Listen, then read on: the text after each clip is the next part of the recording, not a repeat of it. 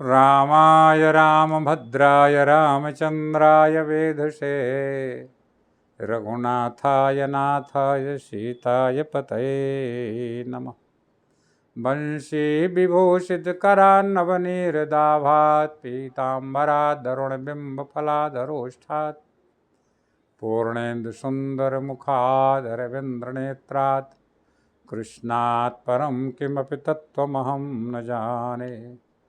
यत्र यत्र रघुनाथकीर्तनं तत्र तत्र कृतमस्तकाञ्जलिं बाष्पवारि परिपूर्णलोचनं मारुतिं नमत राक्षसान्तकम् मारुतिं नमत राक्षसान्तकम्। श्रीराम जय जय राम। श्रीराम जय जय राम। श्रीराम जय जय राम। श्रीराम जय जय राम। श्रीराम जय जय राम। प्रिय सज्जनों, पिछले प्रवचनमाला में हमने नाम जप की महत्ता पर चर्चा की। जीवन में राग को, द्वेष को, जो मधुकैटभ रूपी राक्षस हैं, इनको हम आप अपने बल, तपश्चर्या, पुरुषार्थ से नहीं मार सकते। सिर्फ भगवान का नाम ही है। उसको अगर हमने अपने जीवन में अपना लिया तो ये सारे दुर्दांत दैत्य जो हमें चारों तरफ से घेर करके कंगाल कर रहे हैं, इनसे सदा सदा के लिए मुक्ति मिल जाएगी। और इस तन के रहते ही, मरने के बाद नहीं।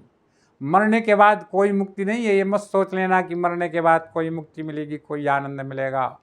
जो मिलना है इसी तन के रहते, मनुष्य तन के रहते मिलना है। इसलिए मैं बार बार एक चीज़ कहता हूँ कि राम ही सुमेरिय गाइय, राम ही असंतत सुनिय, राम गुण ग्राम ही। सतत हमेशा उसके नाम में रत रहो।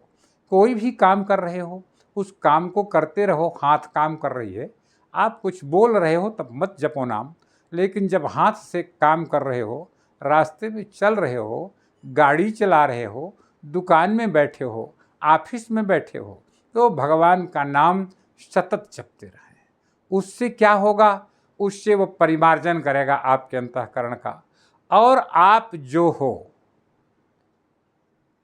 उसका दिग्दर्शन कराएगा। जब उसका दिग्दर्शन होगा तो ये देह मैं नहीं हूँ। हम कभी ये नहीं कहते कि आँख मैं हूँ। हम यही कहते हैं कि आँख मेरी आँख में दर्द है, मेरे सिर में दर्द है, मेरी हाथ में चोट लग गई, मेरे पाँव में चोट लग गई। ये सब मेरा है। और जब तक मेरा है का मतलब मैं कोई और हूँ। ये घर मेरा है। घर किसका है? ये शरीर का घर है। और ये शरीर क्या है? शरीर आत्मा का घर है। उस आत्मा में किसी प्रकार का विकार नहीं है। ये तो मन है जो बीच में आत्मा को आच्छादित कर लिया, और इस मन के ऊपर वितंडावाद खड़ा हो गया। मन हावी हो गया, आत्मा नीचे दब गई। वो चैतन्य सत्ता नीचे दब गई, जिसके द्वारा मन भी संचालित है, जिसके द्वारा ये शरीर संचालित है, जिसके द्वारा इंद्रियां संचालित हैं। वो इस घर के कैद में आकर के मन का दास बन गया। हमें उसके मन की दासता से मुक्ति कैसे दिलानी है? ये सिर्फ और सिर्फ भगवान के नाम का ही सहारा हो सकता है, माध्यम हो सकता है। भगवान का नाम जपें। लेकिन मेरे कहने का भाव ये कभी नहीं ले लेना कि नाम जपते हुए संसार के कर्मों को भूल जाओ। संसार के कर्म करना है, पुरुषार्थ के साथ कर्म करना है, धैर्य के साथ कर्म करना है। एक दिन धैर्य और पुरुषार्थ के ऊपर भी हल्के रूप में चर्चा की गई थी। पुरुषार्थ करना है, सफलता ना मिले फिर पुरुषार्थ करना है, फिर पुरुषार्थ करना है। सतत जीवन के अंतिम श्वास तक हमें पुरुषार्थ करना है और धैर्य रख कर के पुरुषार्थ करना है। एक बात और ध्यान रखें, इस पुरुषार्थ के दौरान गीता में कृष्ण का उपदेश ध्यान में रखते हुए राष्ट्र की रक्षा के लिए, देश की सुरक्षा के लिए जो भी करना पड़े उस सब को करने में भी हिचकना नहीं है। भगवान के नाम लेने का तात्पर्य, धर्म के मार्ग पर चलने का तात्पर्य ये कदापि नहीं है कि हम अपने धर्म से भटक जाएं और अपने घर में कोई घुस रहा है, हमारे धर्म की तरफ कोई आंख उठा करके देख रहा है तो हम मूक दर्शक बने रहें। भगवान कृष्ण ने अर्जुन से बड़ा स्पष्ट किया, अर्जुन दुनिया में ऐसा कोई संप्रदाय नहीं, कोई धर्म नहीं, कोई कर्म नहीं जिसमें थोड़ा बहुत दोष ना हो। श्रेष्ठतम व्यक्ति वही है जो स्वधर्म निधिना श्रेयो अपर धर्मो भयावह, अपने धर्म का पालन करते हुए, अपने धर्म की सुरक्षा करते हुए, अपने धर्म में ही मर जाए, वो श्रेयस्कर है, वो कर्मयोगी है और वही मुझे प्राप्त कर सकता है। बिना इस कर्मयोग के नाम तो जपना है, बिना नाम जपे कुछ बात बनेगी नहीं। अहंकार तुम्हारे हृदय में स्थान ले लेगा, ईर्ष्या और द्वेष स्थान ले लेगी, लेकिन नाम जपते हुए जब ये सारे कर्म करेंगे, सारा महाभारत युद्ध जीतने के बाद भी अर्जुन के मन में अहंकार नहीं आया। गीता का उपदेश सुना था, मैं निमित्त मात्र हूँ। भगवान ने कहा, जब अर्जुन ने कहा कि मैं संन्यास ले लूँ महाराज, मुझे युद्ध नहीं करना, कितना खून खराबा करना है, तो भगवान कृष्ण ने बड़ा डांटा और ये कहा, ये मूर्ख, ये धर्म भीरु बन रहा है, तू धर्म भीरु नहीं, तुझे धर्म वीर बनना है और धर्म की सुरक्षा के लिए लोगों की जान लेना पड़े तो ले लेना है और देना पड़े अपने प्राणों की, तो प्राणों की आहुति भी धर्म के यज्ञ में दे देना ही श्रेयस्कर है। फिर तुम क्षत्रिय हो, बॉर्डर पर रहने वाला व्यक्ति देश की सुरक्षा में जो लगा हुआ है, वो माला लेके बैठ जाएगा तो देश की सुरक्षा कैसे होगी? उसको भगवान का नाम जपते हुए अपने औजारों के ऊपर अपनी सार्थकता को सिद्ध करना है। एक डॉक्टर मरीजों का इलाज करे भगवान का नाम लेते हुए, वहाँ पर अपनी योग्यता को सिद्ध करना है, वही उसके लिए पूजा बन जाएगी। जिसको जो काम परमात्मा ने सौंपा है, भगवत स्मरण सतत किया जा सकता है।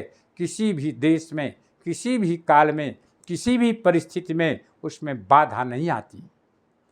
लेकिन कर्म से मुंह मोड़कर भाग जाए और कहे हम भक्ति का मार्ग अपना रहे हैं, भगवान कहते हैं वो धर्म से पलायन है पार्थ। उसमें तुम्हें ना तो स्वर्ग की प्राप्ति होगी, ना इस लोक में कीर्ति की प्राप्ति होगी। इस लोक में कीर्ति भी मिलेगी और स्वर्ग में आनंद भी मिलेगा। वो तभी प्राप्त होगा जब स्वधर्म का पालन करते हुए। देखिए, हमारे जितने देवी देवता हैं, सबके हाथ में अस्त्र शस्त्र हैं। अब शंकर भगवान के पास तो कोई घर द्वार है नहीं, वो त्रिशूल हाथ में क्यों डाल के रखते हैं? सोचा कभी आपने? आप कहोगे पार्वती सुरक्षा के लिए, पार्वती तो स्वयं सिंहमायनी है, अष्टभुजा धारिणी है, उसको कोई ज़रूरत नहीं है किसी के सुरक्षा की, स्वयं अपनी सुरक्षा वो कर सकती है। लेकिन ये भगवती पाराम्बा भी और भगवान शंकर भी अस्त्र शस्त्र इसलिए रखते हैं कि हमारे धर्म के प्रति अगर कोई भी व्यक्ति जरा भी टेढ़ी वक्र दृष्टि से देखे तो उसका गर्दन शरीर से पृथक कर दिया जाए। हनुमान जी के पास तो कुछ भी नहीं है, घर द्वार भी नहीं है, फिर भी हाथ में गदा रखते हैं। लंगोटी शरीर में है, दूसरा वस्त्र भी नहीं है, फिर भी हाथ में गदा है। मेरी राम की तरफ कोई वक्र दृष्टि करके देखे, उसका मस्तक वही कुचल दिया जाएगा। राम नाम जपते हैं दिन रात बजरंगबली, और फिर भी राम की सुरक्षा के लिए, धर्म की सुरक्षा के लिए हाथ में आयुध रखते हैं। हमें शास्त्र की भी ज़रूरत है और शस्त्र की भी ज़रूरत है। इस बात का भी ध्यान रखें, तभी जीवन सार्थक होगा। जय श्री राम।